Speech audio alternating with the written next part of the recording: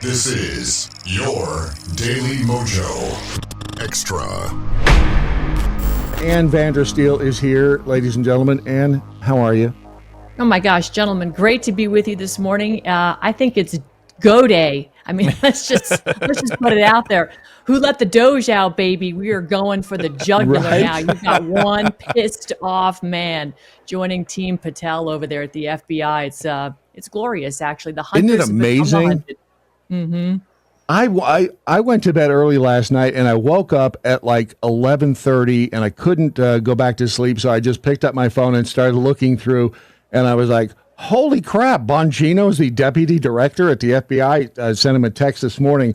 I mean, I can't think of somebody more qualified or who will kick more ass in that position than Dan. Can you? Hell to the yeah. I mean, seriously, I was looking at I got up this morning early and I'm scrolling like everybody. You wake up and you're, grab your glasses and a cup of coffee and you start scrolling. And you look at the comments, the memes that are coming out are just absolutely epic. The fact that, the FB is lying there. There's one guy with a SpongeBob meme and his eyes wide open all night long, like, oh, crap, here it comes. And you know what? Right. For all the people, like myself included, who are at the Capitol to redress our grievances that day, I was there to speak on a stage behind the Senate building. I didn't even see the Capitol, with the people assembling till it was already texted that it was happening during President Trump's speech. And all of us that were there, that were waiting for the no-knock warrant, flashbang entry, and having your house raided, destroyed, and of course any valuables taken, because I know they've done that to people. For the last 4 years, many of us waited for that. And every morning I get up at 4:30, make my coffee and open my blinds. I'm like, is today the day? It's like I was prepared for it. I made arrangements for it because I wasn't going to let them take my crap. But, that's how all of us live, that were there. And look at the grandmothers and everybody else. And Jeremy Brown, we're sitting here with bated breath, hoping and praying that he gets released today. Hoping and praying. There's like some chatter it might happen. We'll see. Just despicable. And they deserve everything that they did to us and more, because what they did was unconstitutional. Heck, they're not even a constitutionally chartered agency. We could start there and talk about that for days on end. It's amazing how when the shoe is on the other foot, the people who were in charge in Washington, I mean they like you said, there's no better word than despicable. The things that they did were not only unconstitutional. I mean, they were just flat out illegal. And for them to come out now and say that things that Donald Trump and J.D. Vance and Elon Musk are doing are unconstitutional, with the email that Elon sent to the entire governmental staff. Hey, what have you accomplished last week? And they are howling about just trying to be, tell me what your job is. Tell me what you do. And people are freaking out. It is the most bizarre thing I've ever seen. Well, I mean, can we just even acknowledge the fact who's in charge here? I mean, I don't know. I have this dusty old crusty document that Nancy Pelosi calls a relic, the Constitution. Right. It starts out, we the people. We the people are the government, and we the people fell down on our jobs. God entrusted us with the earth. Remember, he gave us dominion over the land, the air, the water. That's your LAW law book right there. We've forsaken God. We've forsaken our duty, our civic duty when it comes to the Constitution, the 56 men who, sacrificed everything, their lives, fortunes, and sacred honor. We stand on their shoulders, their great shoulders, and we have for 250 years, and we just gave it away. We didn't do our job, our civic duty, which was to basically control the people and monitor the people that we hired to do the job of governing. We said, hey, we're going to hire you, you dirtbags in Congress. We were supposed to have over 6,000 of them. Honestly, when you look at how our Constitution was laid out, we had one rep for every 30,000 people. We got capped in 1929 with the Apportionment Act, and it limited us to 435 members of Congress, which is not representation. That's not a representative form of government, i.e., it was easy for globalist pigs to come in and pay these people off, super PACs and lobbyists and everything else. But when you have 6,600 members of Congress, not so easy to do. It gets a lot more expensive. So, again, we haven't had what we should have had. We didn't fight back the way we should have. We just let it go because they allowed us to get very wealthy over the course of the last 100 years. And we got lazy. And so now we're paying and atoning for the sins of not governing ourselves and keeping tabs on the people that we hired. And what's Elon doing?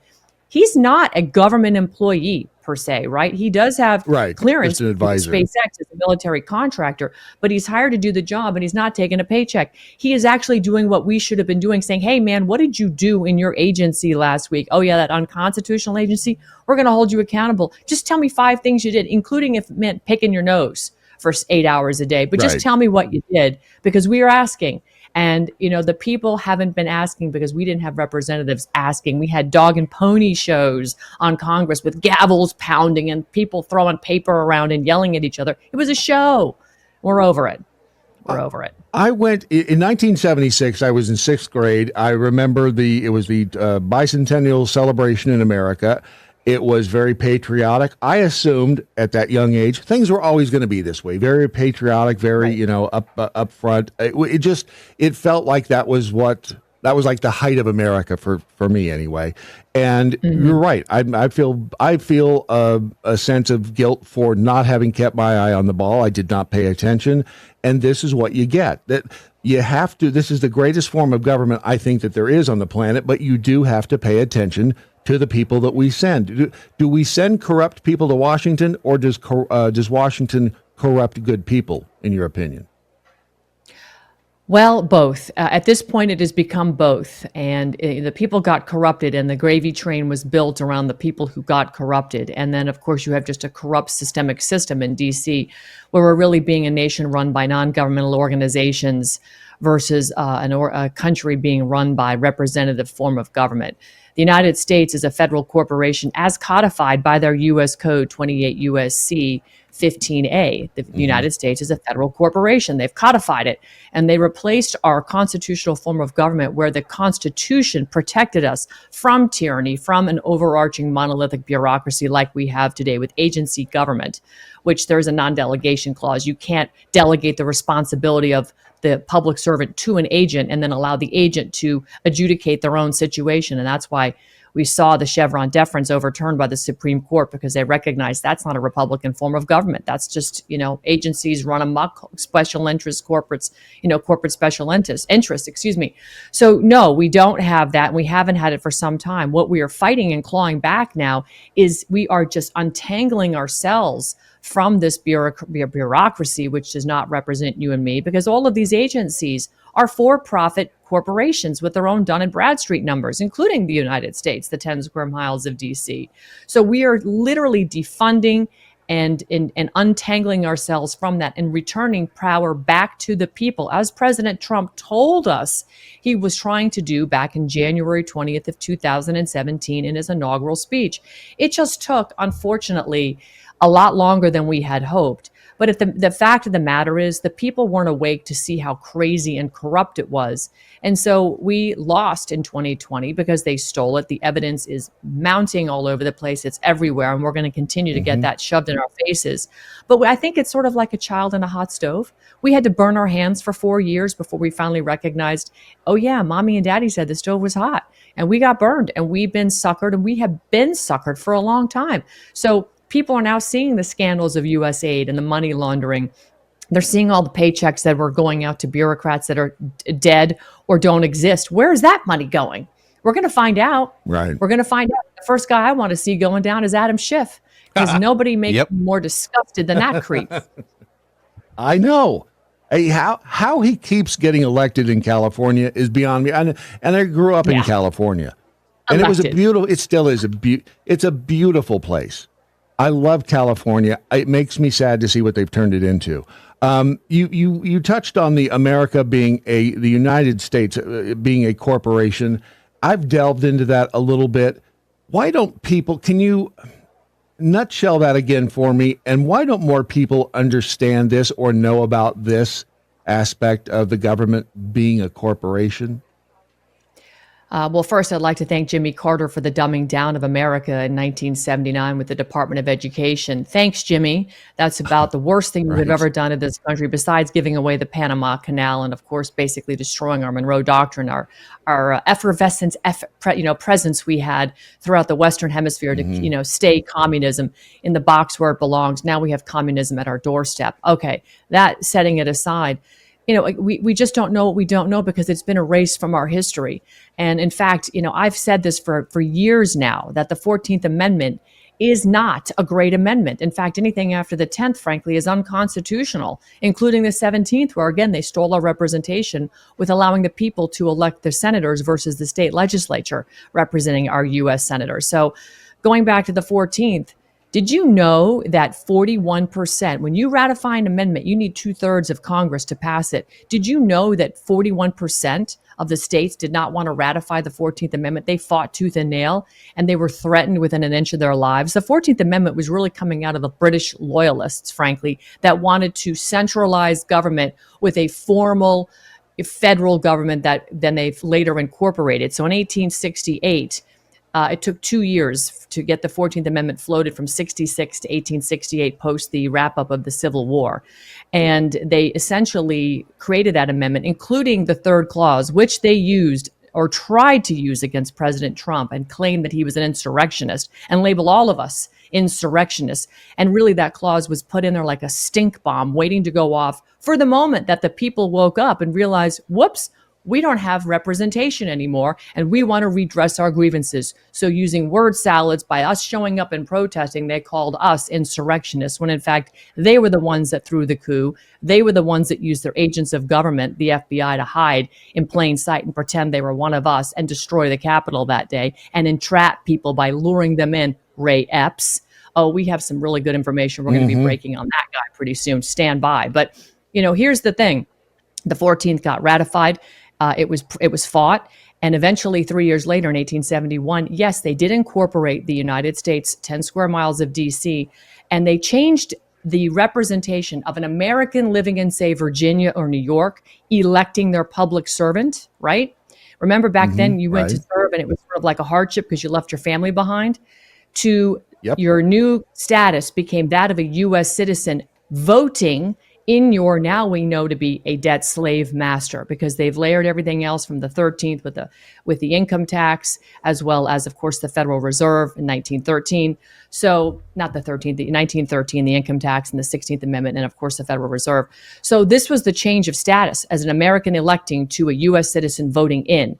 And then in 1871, they also instituted the bar, the British Accredited Registry, which is an elite group of snobs that have made up their own legal fiction language to confuse us in a court of commerce, which is an admiralty court, which is where we continually, as people who stand on the law of the land, right? LAW, land, air, water, we stand on this law. That's our juris.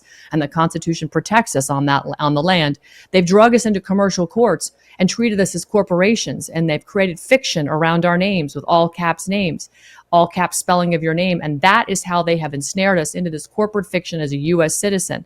And once you understand that and can control those three areas of juris, which is land, air, and water, you are now pulling yourself out and controlling that. And therefore, you no longer have to operate in their jurisdiction. That's what I did back in 2021. I stopped paying income tax in 2020 because I understood the rules of the game, and I've notified them appropriately on what I was doing, and they've never once come at me. And what do we see happening today? What's on the table? Income tax, property tax. What is the big conversation? Abolish the IRS, abolish the Fed.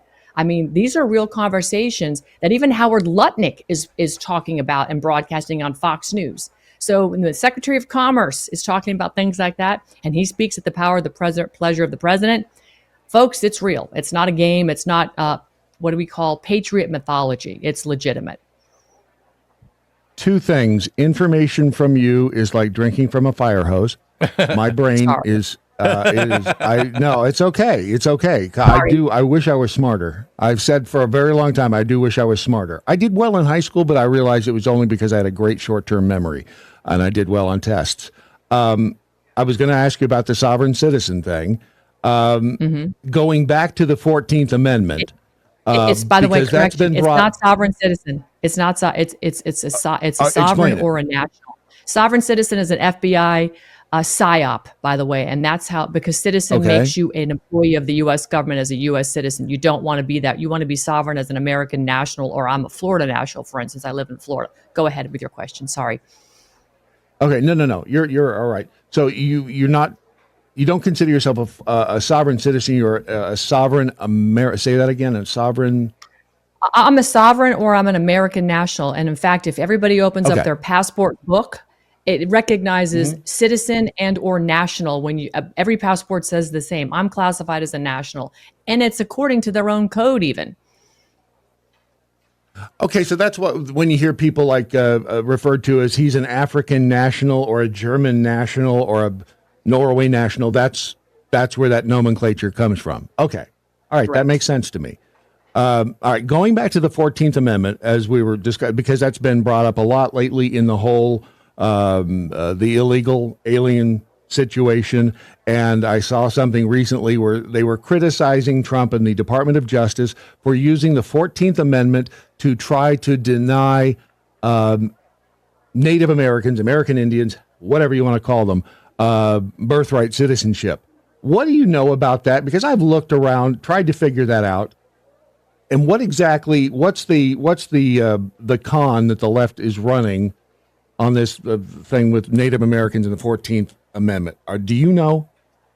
Well, okay, there's a lot to kind of unpack in this. First and foremost, I just want to sort of put this out there with respect to, the deportation of the people right now. The problem we're challenged with, it's not that we haven't rounded them up. We are. Our holding tanks, if you will, all of these 10 cities that are popping up, we are filling them up with illegals. Tom Homan and the group at ICE are doing a fantastic job. The problem is they were given, quotes, amnesty. They were allowed to use amnesty upon entry. And so that comes specifically from the Biden regime previous to Trump winning the election in a mandate and landslide. So we are now dealing with legalese issues where we don't have enough judges, and they don't have to be bar card carrying judges, by the way. I'm asking your audience, if anybody's interested in becoming a judge to adjudicate these issues of people that are stuck in 10 cities so we can deport them, please, by all means, I'd reach out to DHS and get your resume in there ASAP so that we can start the adjudication process. But they're backlogged with judges, so they can't, these people acclaimed asylum. And so we now need to deal with the asylum challenge that was provided by the Biden regime. What Trump is talking about and what this administration is discussing is they're now leveraging that same 14th Amendment and they're weaponizing it right back, just like they weaponized it against all of us for the Clause 3 with an insurrection. President Trump is using it to weaponize right back on them. And frankly, it's a bogus amendment. It's a bogus amendment. It should be repealed, frankly, and we redefine the class of an American citizen, because my father, when he immigrated in this country from the Netherlands, went through Ellis Island, went through the whole procedure, had his head checked for lice, the whole bit, before they gave him and granted him U.S. citizenship. And his appeal was to fight in World War II as a pilot. That was his appeal to President Roosevelt at the time. So we need to go back to meritocracy and all of that. And what they're trying to do is conflate the American Indian situation, where that is a sovereign nation. We all recognize Indian reservations are sovereign nations on our land, right?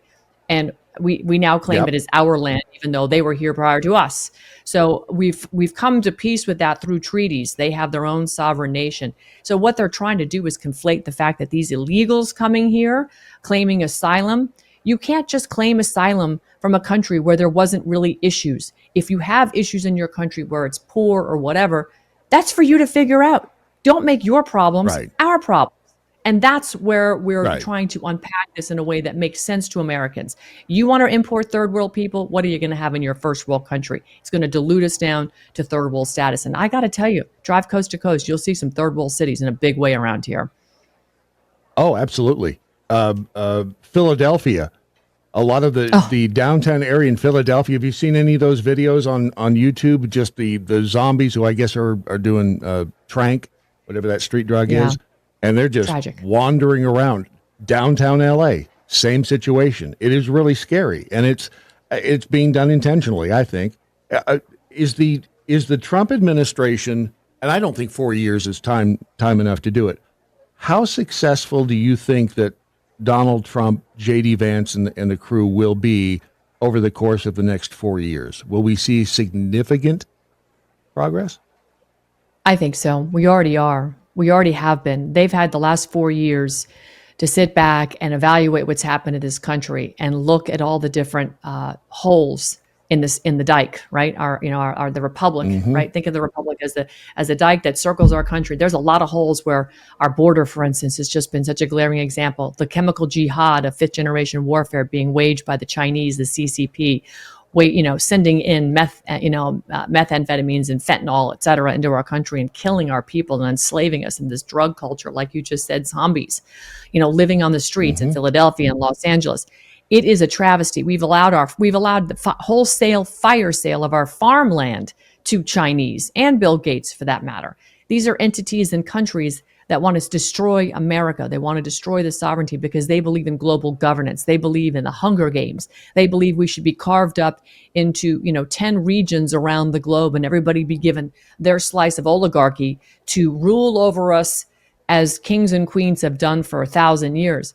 This country is not like that. We were not founded upon that. We were given, and presented the founding fathers, people who came over here, as God's second covenant nation. And for that, I say we've invoked, our Creator's name 4 times in our documents. This is the expectation that we, the people, are to live up to, and we are not doing that. So I do believe that President Trump, who is spiritual, who believes in Jesus Christ, our Savior, is going to, return this country back to greatness. And I believe in the last 4 years, everything they've witnessed, just look at the team he's assembled. Look at what they're doing. Just look at Doge. Incredible. That's we, the people. Elon is acting in the capacity of you and me. It's as if we're sitting up there saying, hey, man, what did you do last week? I just want a report. Tell me. If I don't hear from you and you don't show up to work, I'm assuming you don't need the job. Right. Well, and I do see, because I saw some of the pushback from, even Kash Patel said, hey, look, the FBI employees will take care of that. So I think that there is some compartmentalization in that sense that has to take place, because you have Department of Homeland Security employees writing back 5 things that they accomplished in the last week? Is that a threat to national security if they do?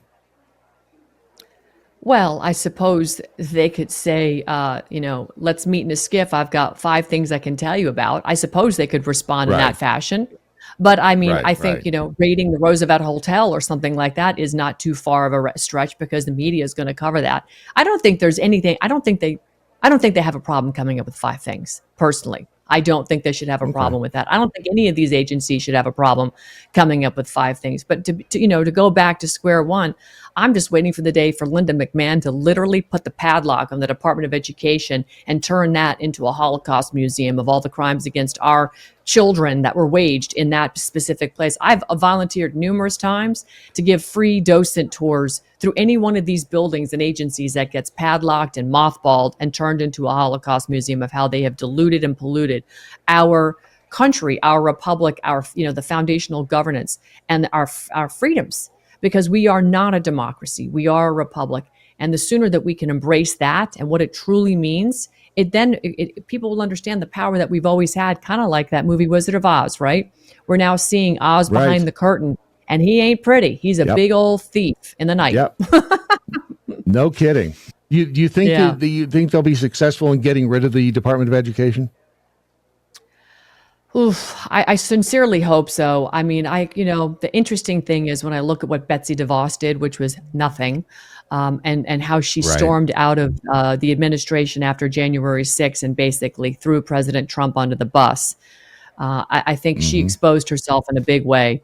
I do think that Linda McMahon, who has been a staunch, Trump ally for years now and a good friend of President Trump's for years prior to his presidency, she understands what's at stake. Trump made it very clear, Linda, if you do your job well, you'll be out of a job soon.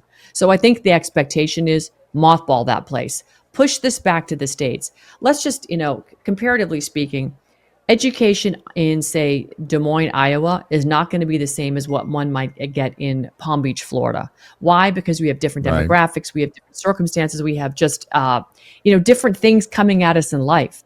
And education isn't one size fits all. Is reading English the same? Yes. Is doing math the same and not this Common Core crap? Absolutely. Should our history be accurate? Spot on. But outside of those 3 core elements of your education, everything else is subjective to the area in which you live, because some might be in farms, some might be in cities, some might live in areas where, artificial intelligence, hopefully in a good application, is of high importance. There's such a thing as saying on-the-job training is far superior than to going to a 4-year education.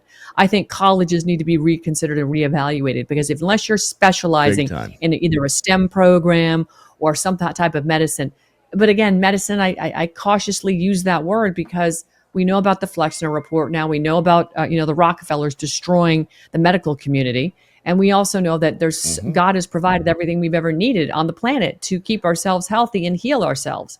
So again, there's a lot that we have to relearn, and I hate to say it that way because I don't want to sound like the woke left, but we have been programmed, and we just have to undo Oh, that. absolutely. Toxic programming. So I think, yes, I think we will see that Department of Education taken out, and it should be. I completely agree with you. After the scamdemic and everything else that happened in the past 5-7 years, I have questioned everything I've ever been taught. I'm going all the way back to things that I never would have questioned had it not been for the deep state in Washington exposing themselves for the liars and the contrarians that they are. And it's troubling because everything, even the origins of 9/11, everything I've been taught now, I question and I have to look again at. And it's going to take a long time for the masses to really understand how much we've been lied to over the course of the decades. DOE, the other DOE, Department of Energy, under Carter, which was its mission was to wean us from foreign energy sources, which is a joke at this point. You think that goes away? Can we get rid of that too? I would love to see the Department of Energy reduced to rubble, to be honest, figuratively speaking. For instance, I'll just use a recent example. I spent 10 weeks in North Carolina taking a look at what happened after Hurricane Helene, interviewing people and going. I exposed the FEMA camps and what they were doing. It made quite a splash on social media for a while about what was really going on with these FEMA camps, which was absolutely nothing but money laundering. I mean, it was just so blatant. It was ridiculous. And it got to be so bad that they actually called the police on me the third time I went because they just didn't want me there. They said I was creating a disturbance when I was live and completely professional. But they did have military at the FEMA camp. They had Marines, they had Army, they even had Coast Guard in uniform. So what were they really doing there and why? We didn't see them in the field at all, but they were collecting millions and millions of dollars standing up these FEMA camps. And then magically they disappeared after they lost the election. Go figure. None of that money at that point was seeing the light of day in North Carolina, but it magically appeared when President Trump stepped in. So again, it was just such a scam. But the Department of Energy, along with the Department of Defense, under the National Defense Authorization Act, right, has put aside and paid out millions and millions and millions of dollars to lithium mines right there in Western North Carolina. They set aside well over $100 million into lithium mines. And for what? When the Federal Emergency Management, FEMA Association, was moving the goalpost on what was considered floodplain level, and you saw the amount of water that hit certain areas just happened to be in the same areas where they were mining the world's finest quartz silica.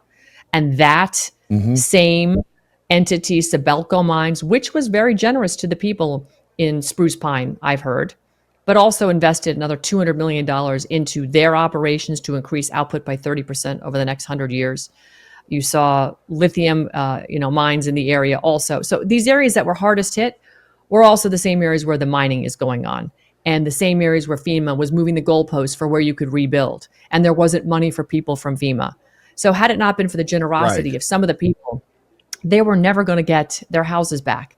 So, this all tells the tale. The Department of Energy invested hundreds of millions of dollars into these operations, all under the National Defense Authorization Act of basically protecting and securing our resources that we need, that we claim valuable. Now, I ask you this, why not, if you're going to do that, why not at least cut the people of North Carolina into the deal? Alaska gets a check. Every person that owns property and lives in Alaska for at least 1 year gets $1,700 according to 2024's numbers. Why aren't the people of North Carolina getting a check if you're going to go and raid their land? But again, this goes into the land theft issue, which we could talk about all day, how our warranty deeds are set up. Just hear me. War and deeds. It's a war on the deed. You don't actually own a loyal title to the land, meaning you are allowed to transact on that piece of dirt, build, tear down, increase the size of your structure, but you can't drill into the land unless you go get a permit from somebody. And if you own your home, flock, stock, and barrel, but don't pay those property taxes, well, we all know the tax man come and take it all away. equity and all, not just the amount of money in taxes. They take the whole shebang. So we're working on that. Yeah.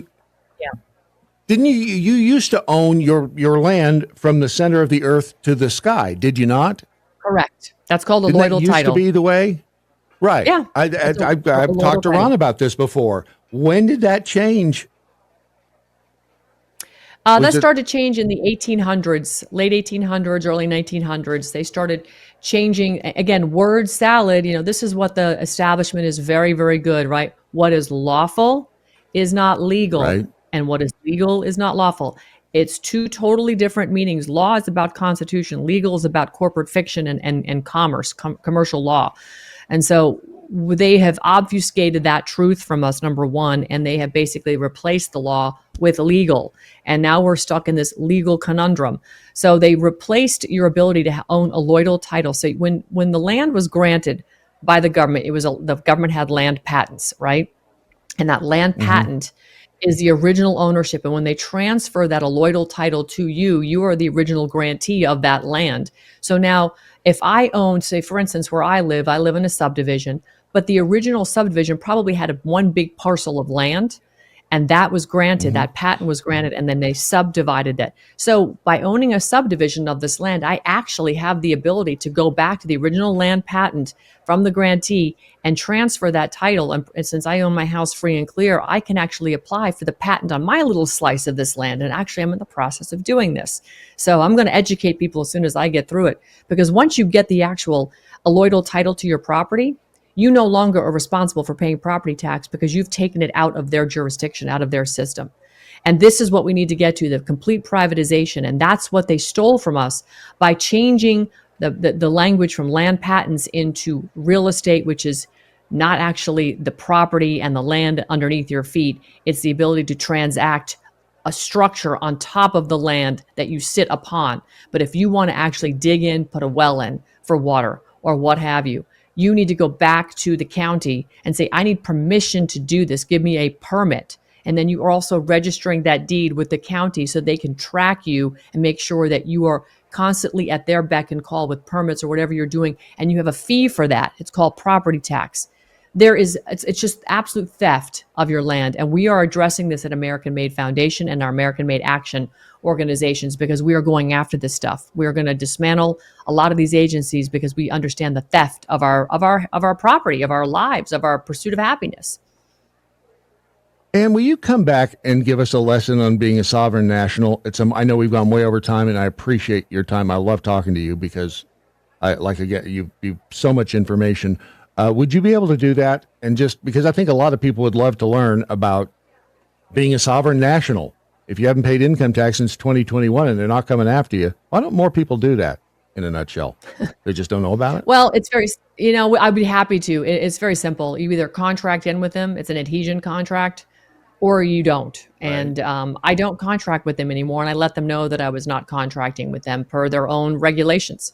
The devil will always tell you what he's going to do, and he'll always give you a remedy. And so it's just up to you to determine where the remedy is.